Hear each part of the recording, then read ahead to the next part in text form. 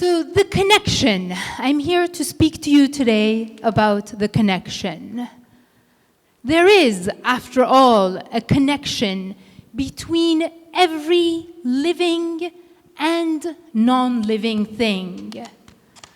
That connection is the space between the breath taken in and the breath out. That connection is the bridge between poetry and therapy. That connection is the space between wounds and healing. I am here today to speak to you about that connection. The umbilical cord which feeds as it heals. As my great teacher and friend John Fox says, it is when you give silent words a voice that healing begins to happen. John Fox is the founder of the Institute of Poetic Medicine in Palo Alto for the past 23 years, and I am truly honored to be his student. From meeting John, I have learned that it is in these connections that are sometimes visible, like you and I meeting, and sometimes invisible, that healing has happened. You see, I come from a background. I'm originally from Iran. I'm a child of Iranian-American immigrants living in the US for many, many years. The interesting thing is that I come from a very large family with lots and lots of white elephants in the middle of the room. But the really interesting thing is that for years and years, lots of people with 2 eyes and a nose have never seen the white elephants. Poetry has given me the voice to be able to speak about the truth, even without hurting the umbilical cord which brought me to life. There are some dark spaces that I have traveled to come to the truth. Has anybody been in that dark space I'm speaking of? A space of sorrow and no hope? A space of depression and mania all in one? Where you know your name, you know your address, you know the number of degrees you hold, you know how much money you make, but you don't really know who you are. It is in that space that I found poetry, and I found that in putting a web of light around the wounds and then starting to share them with others, that healing begins to happen. I started writing poetry about 2 years ago. After decades of studying counseling and psychology, after probably some more decades of spending time on the couch, both at home and at the therapist's office. The art therapist, the family therapist, the sand play therapist, the feminist therapist. It was somewhere there along the line where in the quietness of me being by myself and a piece of paper and a pen that I found myself writing poetry and doing therapy. I never knew it had a name, but indeed, it's called poetry therapy.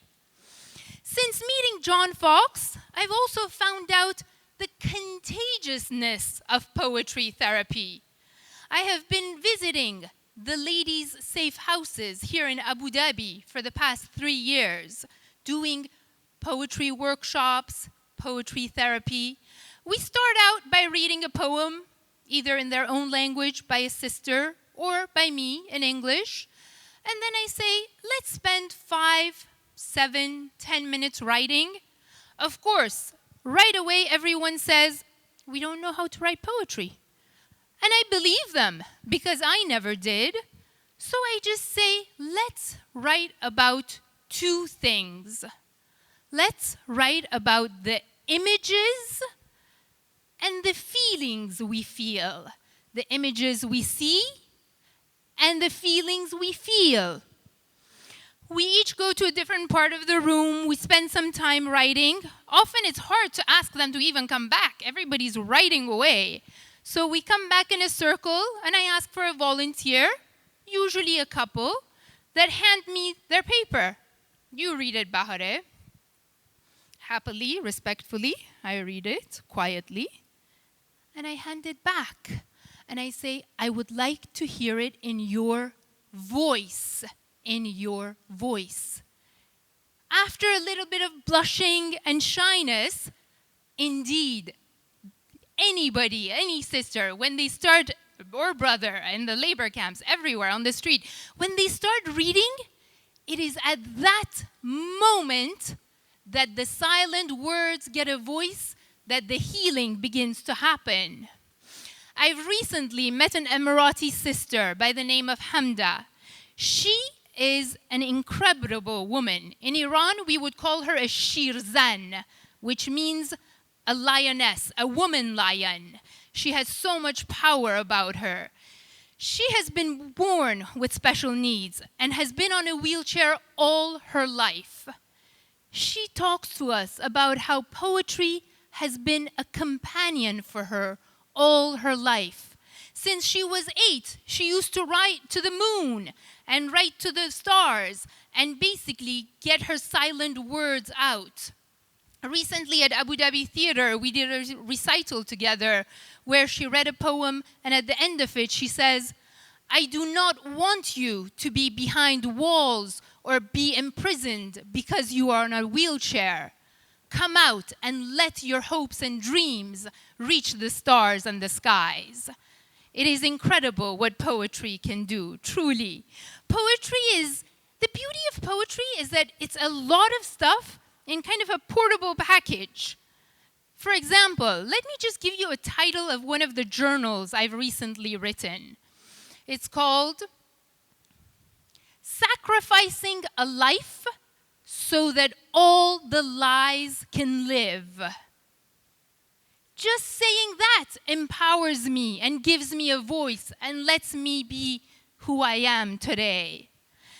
So basically, I would like to, what I have shared with you so far is how poetry has helped me, how I know it has helped other people, but I would love it if you would spend a couple of minutes, perhaps when you get home or at break time or now, if you feel like you want to, just a piece of paper and write about images and feelings and nothing more, and see what that might do for you.